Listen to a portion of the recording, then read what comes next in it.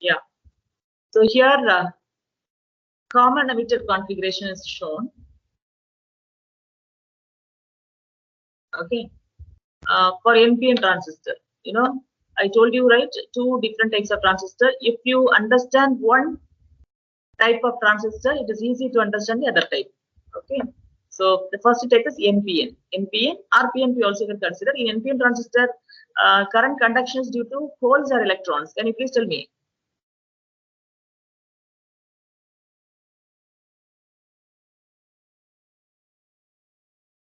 Boys?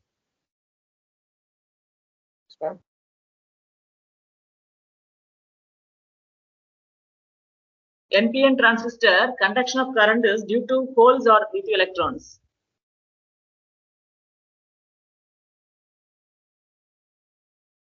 Boys, yeah, in NPN transistor, conduction of current is due to electrons or holes. Electrons.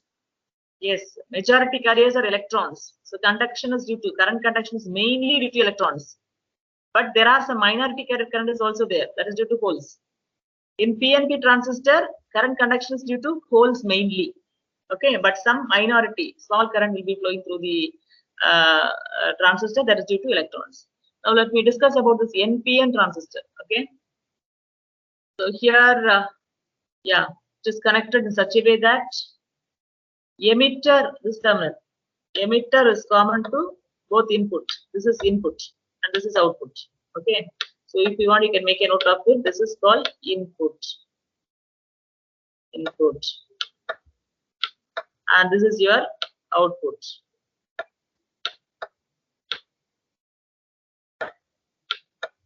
So here, again, as discussed already, input should be forward biased.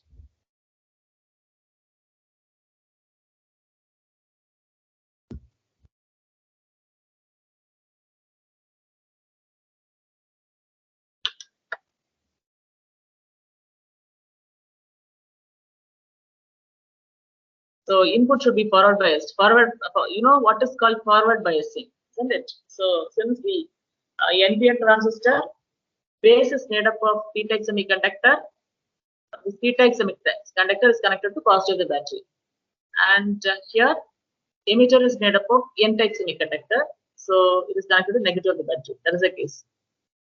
So it is forward biased. Input is forward biased, and output side is reverse biased. How can you ensure that the output is reverse biased?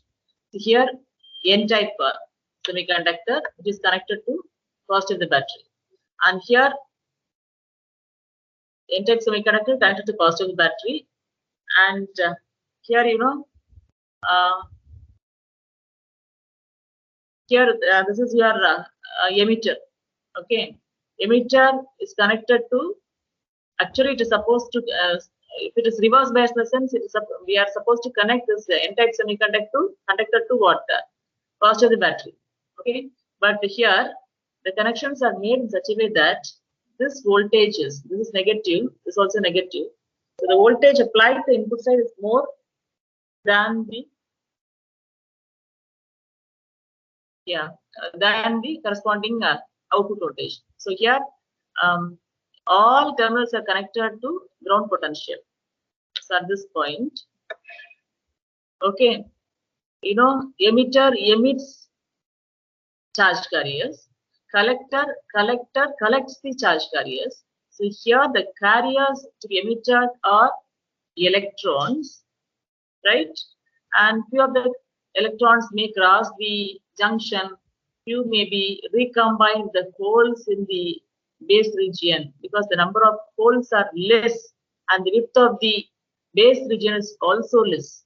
Number of holes are less and the width of the base region is also less. Okay, it's small in compared to the number of electrons available in the emitter or the electrons available in the collector.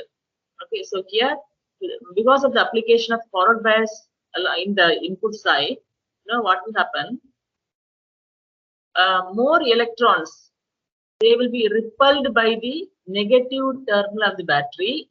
Okay, electrons will be repelled. So here number of charge carriers are electrons.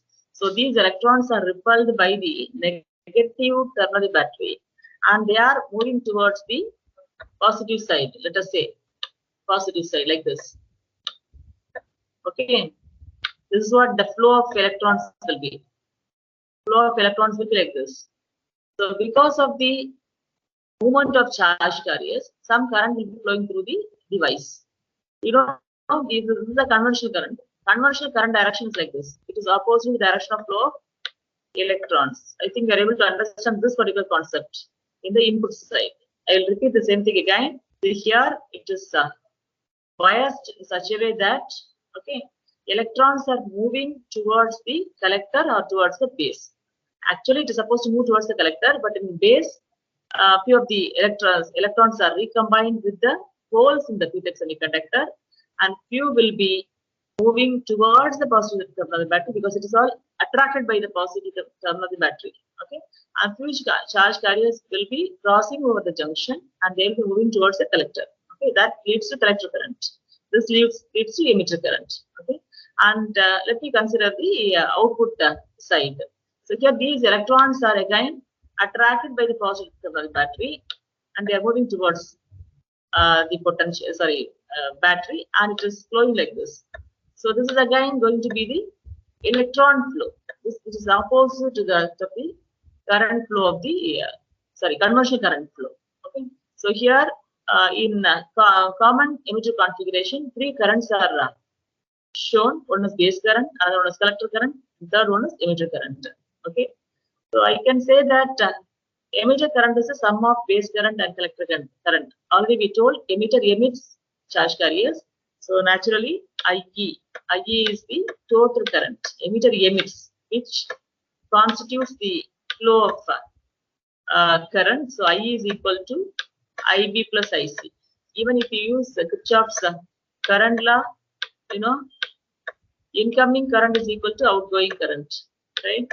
So IE is equal to IB plus IC, or if I consider this as the node, okay, at a particular node, let me consider this as a particular node. This is going to be IB,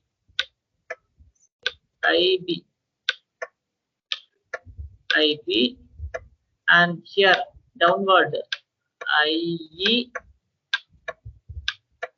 and right side is flow of current is IC. So this side is IC.